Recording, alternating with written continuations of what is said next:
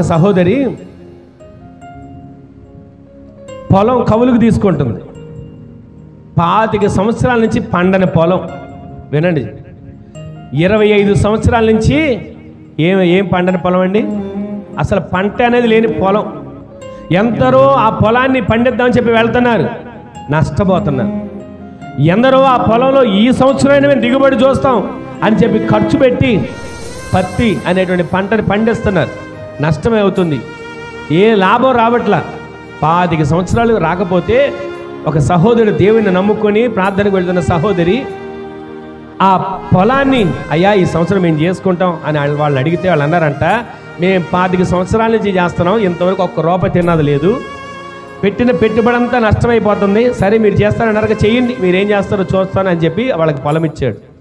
వాళ్ళు ఆ పొలాన్ని తీసుకున్నప్పుడు సేవకుని దగ్గరికి వెళ్ళి చెప్పి ప్రార్థన చేయించుకొని, ఆ సేవకుని ఆ పొలంలోకి తీసుకుని వెళ్ళి ప్రార్థన చేయించుకొని వాళ్ళు రోజు పని ప్రారంభించారంట. పని ప్రారంభిస్తే ఆ పొలానికి నీళ్లు కావాలి, పక్కన ఒక చెరువు ఉంది. 25 సంవత్సరాల నుంచి ఆ చెరువు నిండిన దాఖలాలే లేవు. ఎన్ని వర్షాలైనా వచ్చినా ఒక చెరువులో చొక్క నీరు కనపడదు.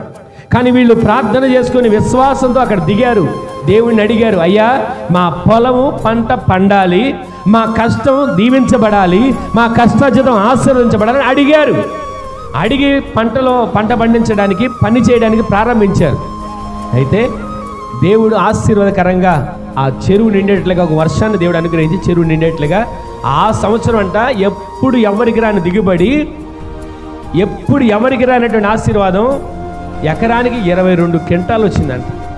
వెంటనే దేవుని సన్నిధిలో సాక్ష్యం చెప్పుకున్నారు. మరొక సంవత్సరం మరలా వాళ్ళు పొలం తీసుకుంటే అందరూ అనుకున్నారంట, సర్లే ఒక సంవత్సరం అయితే పండింది వెళ్ళది, మళ్ళీ ఏం పండిద్దులు అనుకున్నారంట.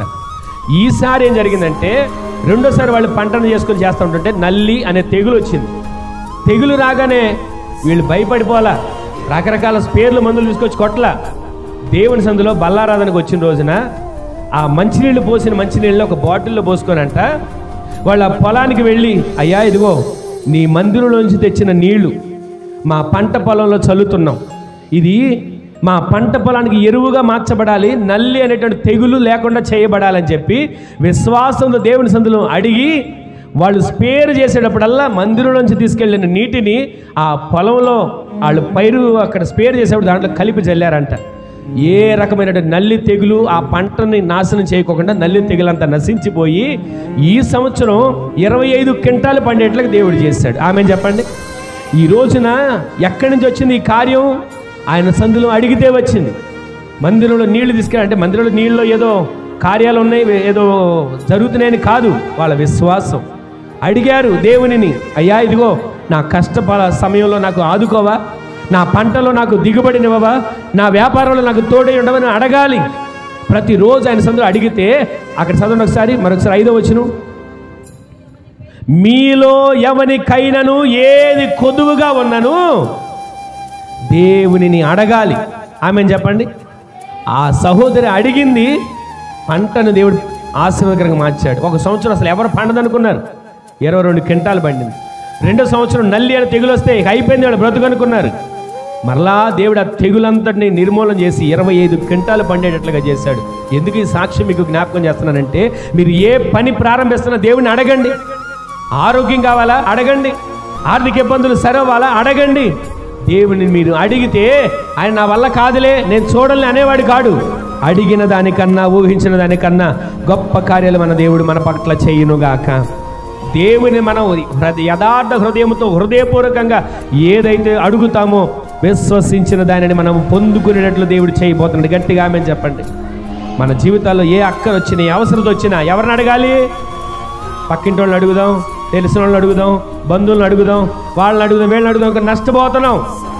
అడిగి అడిగి వాళ్ళు అంటారు రేపేస్తా, వాళ్ళు అంటారు రేపు చూద్దాం, వాళ్ళు అంటారు 2 రోజులు ఆగంటే మీ అవసరం తీరుస్తా అంటారు. కానీ 2 రోజుల తర్వాత ఫోన్ కూడా ఎత్తారు. మీరు అడగడం మొదలు పెట్టాల్సిన దేవుని సందులో అడగండి, ఆయన మీ అవసరతలన్నీ తీర్చబోతున్నాడు. ఆమె చెప్పండి. ఏ కొదువ లేకుండా దేవుడు కార్యాలు చేయబోతున్నాడు. ఆమె చెప్పండి. దేవుని సందులో సొలొమోను గారు ఏమని ప్రార్థన చేశాడు? అయ్యా ఈ ప్రజలను పరిపాలించుటకు నాకు జ్ఞానంతో సరిపెట్ల సర్వ సమృద్ధిని దేవుడు దయచేశాడు. ఆమె చెప్పండి. ద్రాక్షరసం అయిపోయింది. తల్లి ఎవరిని వెళ్ళి అడిగింది? యేసయ్య అక్కడ కూర్చొని ఉంటే యేసయ్య దగ్గరికి వెళ్ళి, అయ్యా ఇదిగో ద్రాక్షరసం అయిపోయింది, కొదువ తీర్చవా అని అడిగింది. యేసుక్రీస్తు ప్రభుల వారు సాధారణంగా వివాహానికి వచ్చారు, ఆయనకు ఒక సింహాసనం వేసారు, కూర్చున్నారు. తర్వాత ఆయన శిష్యులందరూ వచ్చారు, వాళ్ళందరికీ ఒక కుర్చీలో కూర్చోబెట్టి కూల్ డ్రింక్లు ఇస్తే తాగుతున్నారు. కానీ సమస్య వచ్చినప్పుడు ఎవరిని అడగాలో తల్లికి అర్థమైంది. యేసయ్య దగ్గరికి వచ్చాయి, అయ్యా ఈ సమస్య తీర్చవంటే నా సమయం ఇంకా రాబోదు అయ్యా, నీకు ఇష్టం వచ్చినప్పుడు చెయ్యి అని వెళ్ళిపోయింది. ఈ రోజున దేవుడి సన్నిధిలో అడగవలసినవని మనం అడగాలి, ఆయన మన అవసరాలు తీరుస్తాడు. అడగవలసినవని మనం అడగాలి, ఆయన మన పక్షాన నిలబడతాడు. అడగవలసినవని మనం అడగాలి, ఆయన మన కొదువలన్నీ తీరుస్తాడు. గట్టిగా ఆమెను చెప్పండి. చదువుకునే పిల్లలు కూడా అడగాలండి, నాకు జ్ఞానం కావాలని. తల్లిదండ్రులు అడగాలండి, మా బిడ్డలకు మంచి భవిష్యత్తు కావాలని. కుటుంబంలో భార్యాభర్తలు అడగాలండి, మా కుటుంబం సస్యశ్యామలంగా మార్చబడాలని. ప్రతిరోజు అడిగి పొందుకోవాలి. అడగకపోతే అసమాధానం వస్తుంది, అడగకపోతే గొడవలు చెలరేగుతున్నాయి. అడగకపోవడం వలన సమస్యలు కొన్ని తెచ్చుకొని కుటుంబంలో నెమ్మది లేని పరిస్థితులు కళ్ళెదురు కనబడుతున్నాయి. ఈ రోజున దేవుని సన్నిధిలో అడగగలుగుతున్నామా, అయ్యా నా కుటుంబాన్ని దీవించవా? ఈ రోజున దేవుని సన్నిధిలో అడగగలుగుతున్నామా, అయ్యా నా బిడ్డల్ని నీ రెక్కల నీడలో భద్రపరచవా? ఆ విధంగా మనం అడగగలిగితే మన ఆత్మీయ జీవితంలో మన అవసరాలన్నీ దేవుడు మన కొదువులన్నీ తీర్చునుగాక. గట్టిగా ఆమెను చెప్పండి. ప్రతిరోజు అడగాలండి, ప్రతిరోజు మనం అడగాలి. దానియేలును దేవుడు ఎంతగా హెచ్చించాడు అడిగిన దానివల్ల. ఆ ప్రాంతంలో ఉన్న వాళ్ళందరూ, బబులోను ప్రాంతంలో ఉన్న వాళ్ళందరూ అసూయపడేటట్లుగా దానియేలు హెచ్చించాడు. ఈ రోజు మనం అడగగలిగితే మన ఆత్మీయ జీవితంలో దేవుడు ఉన్నతమైన కార్యాలు జరిగించబోతున్నాడు. ఆమెను చెప్పండి.